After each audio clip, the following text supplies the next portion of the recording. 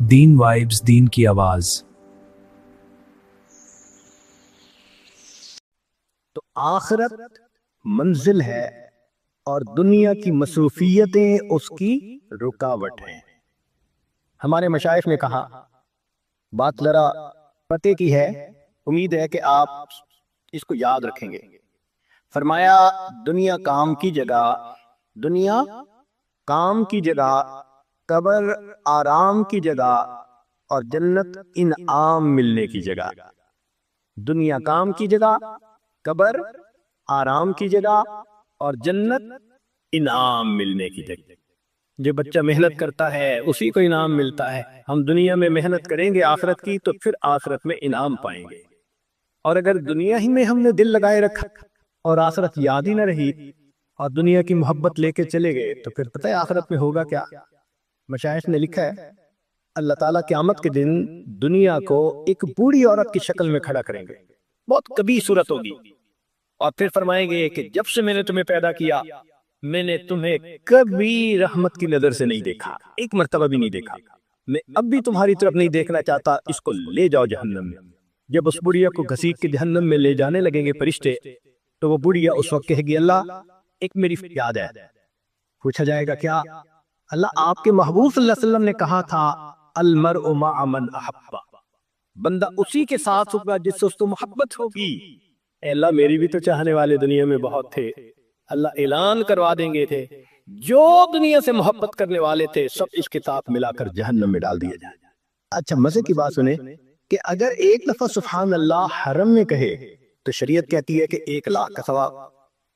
तो 1207 ज़रब 1,00,000, 126 मिलियन जमीनें एक मर्तबा सुभान अल्लाह कहने पर अल्लाह आखिरत में इतनी बड़ी जन्नत देते हैं कि वो 126 मिलियन जमीनों के बराबर है।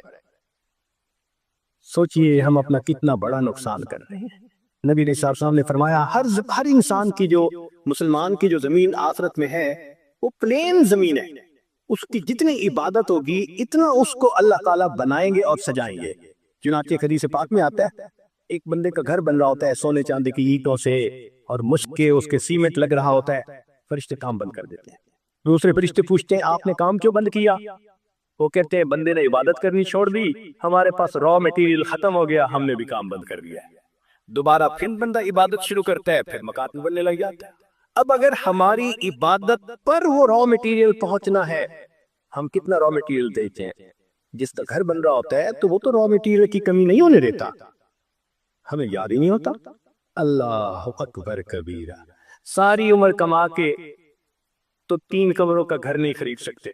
ये तो दुनिया की जिंदगी है, और यहाँ चंद बार सुभान अल्लाह पढ़ो, अल्लाह ताला मिलियन जमीनों के बराबर जन्नत का टुकड़ा अता फरमा देते हैं। तो कब्र हमारी मंजिल है, गफलत उसकी रुकावट है। आखिरत हमारी मंजिल है और दुनिया उसकी रुकावट है। अब तीसरी बात कि अल्लाह रब्बुल इज्जत की मार्फत या अल्लाह से ताल्लुक हासिल करना, ये हमारी मंजिल है और हमारा नफ्स उसकी रुकावट है। अल्लाह हमारी मंजिल है और नफ्स उसकी रुकावट। 2 तरह की पूजा होती है। एक है अल्लाह की पूजा, कि हर हाल में अल्लाह की मंशा को पूरा करे। एक है कि नहीं, अच्छी लगी तो बात कर ली, और अगर तबीयत के खिलाफ है शरीयत का हुक्म तो तबीयत पे अमल कर ली। ये नफ्स की गुलामी होती है। याद रखें, जर परस्ती, जन परस्ती, शहवत परस्ती, बुत परस्ती, नफ्स परस्ती, ये तमाम की तमाम बुत परस्ती की अकसाम है। खुदा परस्ती कोई और चीज है। अल्लाह को पूजना यानी अल्लाह की हर हाल में मानना, ये अलग चीज है।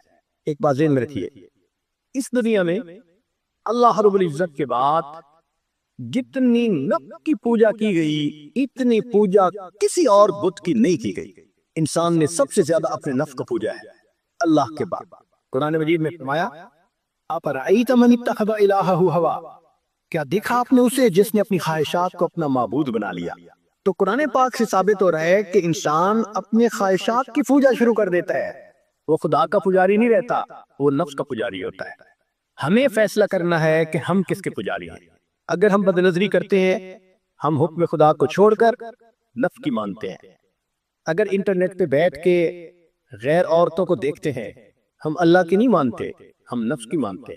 اگر ہم موقع آنے پہ جھوٹ بول دیتے ہیں خدا کی نہیں مانتے، نفس کی مانتے.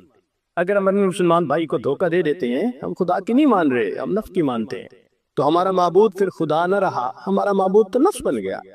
گو زبان سے ہم کہیں کہ اللہ ہمارا معبود ہے مگر اللہ کے دفتروں میں تو ہم نفس کے پجاری.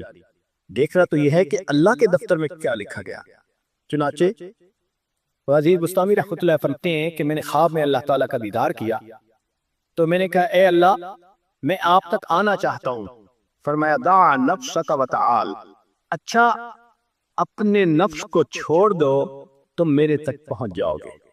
تو بائیجید بستامی رحمۃ اللہ کہا کرتے تھے جنت 2 قدم ہے، جنت 2 قدم ہے. اپنی محفل میں فرماتے تھے جنت 2 قدم ہے. کسی نے کہا حضرت کیا مانا جنت 2 قدم ہے؟ فرمایا دوست پہلا قدم اپنے نفس کا رکھ لے تیرا دوسرا قدم جنت پہنچے گا. تو ہمیں اپنی نفس کی خواہشات کو توڑنا ہے جو شریعت کے خلاف ہے. جب تک ان خواہشات کو نہیں توڑیں گے اس وقت تک ہم اللہ کے فرما برداروں میں شامل نہیں ہو سکیں گے. چنانچہ آج کے دور میں غیر محرم کا فتنہ یہ تمام فتنوں سے بڑھ گیا ہے، ٹاپ پہ ہے. عورت کے دل میں شیطان ڈالتا ہے کہ بن سنور کے نکلو. وہ بیچاری بے پردہ بن سنور کے نکلتی ہے اپنے حسن کی زکات نکالنے کے لیے. حدیث پاک میں آتا ہے بے پردہ عورت جب گھر سے نکلتی ہے شیطان کا ایک گروپ اس کے پیچھے لگ جاتا ہے، وہ لوگوں کو متوجہ کرتا ہے لوگوں دیکھو اس کو. اب لوگ اس کو دیکھتے ہیں تو عورت سے بے پردگی کروائی شیطان نے اور مرد سے بد نظری کروائی. نتیجہ کیا ہوا؟ یہ بھی گناہگار وہ بھی گناہگار.